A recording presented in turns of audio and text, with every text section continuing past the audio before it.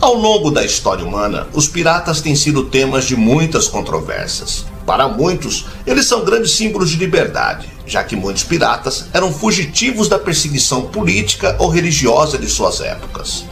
Muitos deles partiam em busca de uma nova vida nos mares, onde acabavam vivendo grandes aventuras ao desbravar as terras do Novo Mundo e encontrar riquezas que, como contam algumas histórias, acabavam até mesmo dividindo com os mais pobres. Batalhas épicas em que se saíam como vencedores, truques infalíveis para sempre escaparem com benefícios, amores proibidos embalados em muito rum e cerveja e o constante desafio às autoridades eram características comuns em todo pirata de respeito que tenha inspirado grandes personagens de contos infanto-juvenis.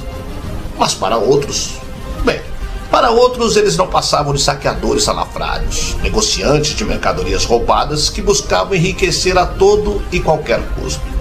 Para os ingleses e para muitas outras potências europeias no período das grandes navegações, os piratas no mínimo atrapalharam o curso da história e do desenvolvimento de seus países, como verdadeiros perturbadores da paz.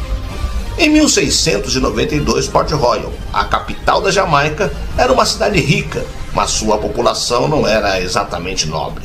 Seus habitantes eram, em sua maioria, piratas, promotores de jogos de azar e prostitutas. Com um público desses, não é de se admirar que a cidade tenha tido um bar para cada 10 habitantes. Eu sou o Sidney Góes e você está na Hora do Medo. Se inscreva no canal, deixe seu like e vem comigo que no caminho eu te explico.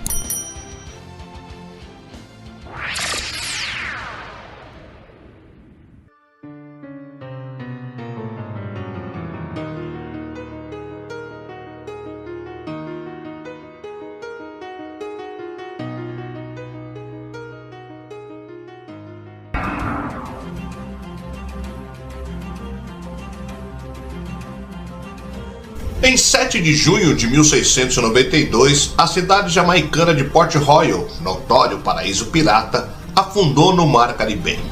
Este desastre, por mais impossível que soe, foi causado pela liquefação no chão da cidade, fenômeno que seguiu de um grande terremoto. Situada no extremo oeste do banco de areia de Palisadóis, Port Royal ganhou a reputação no século XVII de cidade mais rica e mais pervertida do mundo. Conhecida por sua economia florescente e falta de valores morais, era um lugar convencional para os piratas trazerem e gastarem seus tesouros. Até 1692, é claro. O terremoto ocorreu exatamente às 11h43 da manhã. Mas como sabemos o horário exato? Graças a um relógio de bolso que afundou junto com 2/3 da cidade e mais de 2.000 pessoas. Mas o que é liquefação?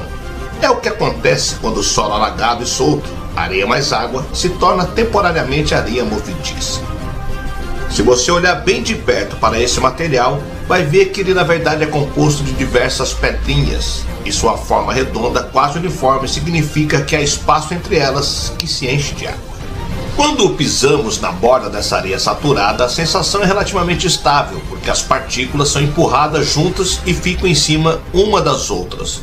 O excesso de água então foge para onde a pressão é menor.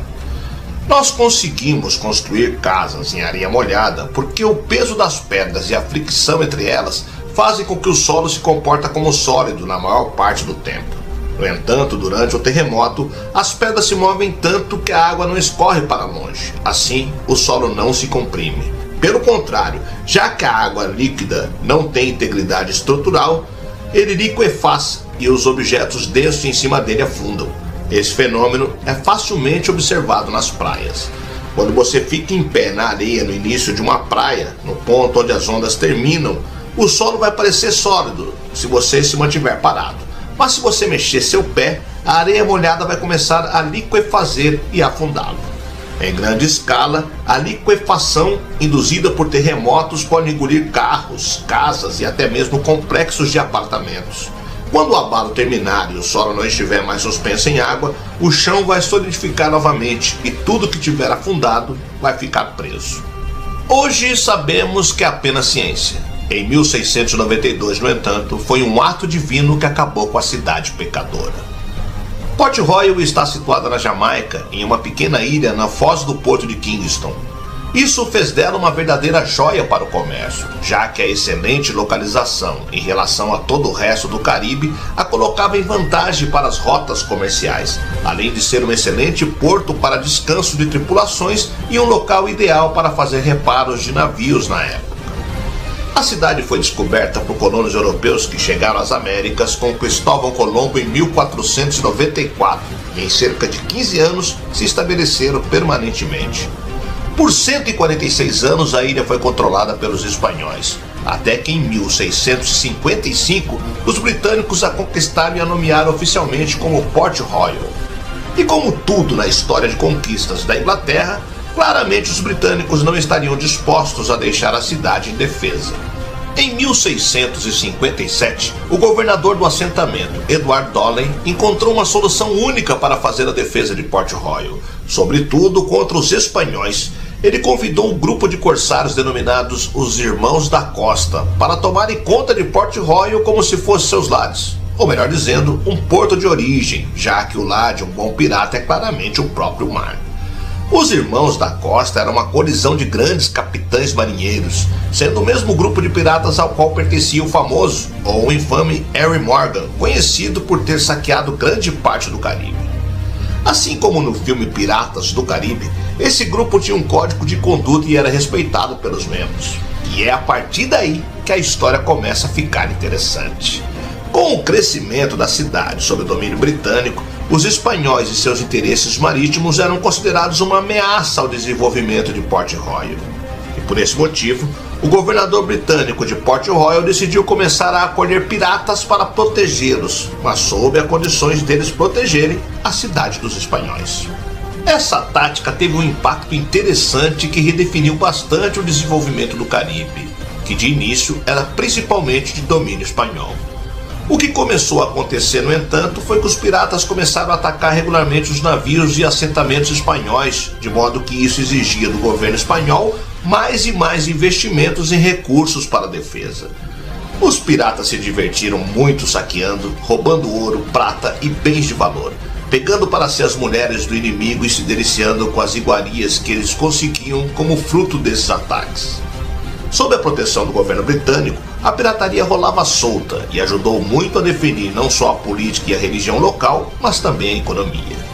O curso foi oficialmente sancionado pela coroa britânica, o que significa que os corsários que possuíssem uma carta oficial como uma licença para a pirataria poderiam praticar o que quisessem livremente, mas eram obrigados a pagar uma parte de todo o montante adquirido ao governo da cidade. A legalização da pirataria fez Port Royal ser um dos pontos mais populares do Caribe para piratas britânicos e franceses, que, por consequência, transformaram a pirataria em basicamente uma indústria. Sim, é isso mesmo. A pirataria virou um emprego. Em 1689, quase metade da população da cidade estava envolvida na pirataria. Os resultados foram mais surpreendentes do que poderíamos imaginar. Enquanto Port Royal tinha uma catedral e 4 igrejas, o restante da cidade era um pouco menos devoto. Na verdade, bem menos devoto. Evidências apontam que cerca de 25% da cidade, sim, 1 em cada 4 edifícios, era um bordel ou um bar. Isso fazia de Port Royal o paraíso dos fanfarrões, com lugares de sobra para gastarem dinheiro, o que claramente não era problema algum para eles. Estima-se que os 300 homens que acompanharam R. Morgan a Porto Belo em 1668 retornaram a Port Royal com o equivalente a 2 ou 3 vezes o salário anual de um fazendeiro, somente para gastar em diversão na cidade. Sem mencionar que esse dinheiro provém de um único ataque. Já dá para imaginar o cenário de como seria Port Royal e esses aventureiros endinheirados naquela época. As grandes perdições dos piratas eram a bebida e as mulheres. Eles gastavam quantias absurdas em uma única noite de apostas, um valor que certamente os fariam grandes senhores de terras com recursos para suas próximas gerações. Mas a terra não era muito a praia deles, literalmente. Alguns corsários chegavam a um ponto tão alto de gastos que acabavam se reduzindo à mendigância. Viver o dia de hoje era o lema deles, sem pensar no amanhã. Gastavam o salário médio anual em uma única noite. E vale lembrar que eles não tinham assistência do governo e nem plano de saúde naquela época. Quanta ousadia! A economia de Port Royal e todos os outros fatores que trabalharam em favor da cidade a fizeram crescer tão rápido que ela se tornou a maior cidade fundada pelos ingleses nas Américas. Em 1692, Port Royal deixava até mesmo Nova York no chinelo. Existem relatos de que havia até 10 mil habitantes, um número absurdo para a época, fazendo-a ser a maior e mais rica cidade do Novo Mundo. Port Royal era a capital da cultura pirata, ou melhor dizendo, a capitã dos piratas. Mas assim como o marujo que passa a maior parte do tempo no mar, as chances de afundar se tornaram maiores. E foi o que aconteceu com a cidade. Ela afundou. Afundou literalmente mesmo. Na verdade, uma parte dela, mais precisamente. De forma diferente às outras cidades antigas que viram ruínas ou edifícios históricos, com Port Royal aconteceu diferente. Um evento fatídico, em meados de 1692, abalou suas estruturas. Uma sequência colossal de terremotos. Terremotos não eram muito bem conhecidos na região, e em 1688, um pequeno tremor acabou destruindo 3 casas. Ninguém entendeu o que estava acontecendo e o que estava por vir, até quando, em 7 de junho de 1692, 3 grandes terremotos atingiram a cidade em pouco tempo. Para piorar a situação, os terremotos foram seguidos por um tsunami que colocou metade de Port Royal sob 12 metros de água, matando cerca de 2.000 pessoas. Port Royal não foi construída sobre alicerces, mas sim em solo bem frouxo. Bastou o terremoto e o tsunami para que grande parte do solo fosse liquefeita, aumentando ainda mais a proporção dos danos. Ou seja, se algo tivesse chance de dar errado ali, daria. Como ninguém sabia do que se tratava, rapidamente chamaram essa destruição de castigo de Deus. Após os terremotos e as inundações, praticamente todos os edifícios da cidade ficaram inabitáveis. As inundações reviraram os cemitérios, revelando os esqueletos dos falecidos que ficaram boiando ao lado dos recém-mortos no desastre. Com esse colapso, o pior se seguiu. O grande número de saques, fome e doenças fizeram a cidade esmorecer, e na contagem final, 2/3 da cidade foram parar embaixo d'água. Port Royal hoje é o repositório mais rico de naufrágios históricos de todos os tempos, e por ter feito parte de uma extensa rede de transporte e pirataria do mundo, foi listada como um patrimônio mundial da Unesco, essencial para o desenvolvimento do Caribe e como o conhecemos hoje em dia. De certa forma, o legado de Port Royal continuou vivo mesmo após o terremoto. Depois que a era oficial da pirataria terminou, a cidade ainda era um refúgio popular para os piratas autônomos. Mas agora a pirataria já não era algo apoiado pelo governo britânico. Os piratas começaram a atacar indiscriminadamente o transporte marítimo, o que causou problemas bem óbvios para o governo local. Então, em 1720, o que sobreviveu da cidade começou a ganhar fama pela quantidade de piratas que se enforcavam e não que abrigavam. Outro fato interessante foi o surgimento de Kingston, a capital da Jamaica, que foi fundada em julho de 1692, imediatamente após a destruição de Port Royal. A cidade foi construída para abrigar os sobreviventes da tragédia, ao passo que cresceu e se tornou a maior cidade do país. A capital da pirataria pode ter afundado, mas sua lenda continua até hoje povoando o imaginário moderno, tanto pela infâmia, riquezas e aventuras, como pelas lendas de sereias e histórias de pescador.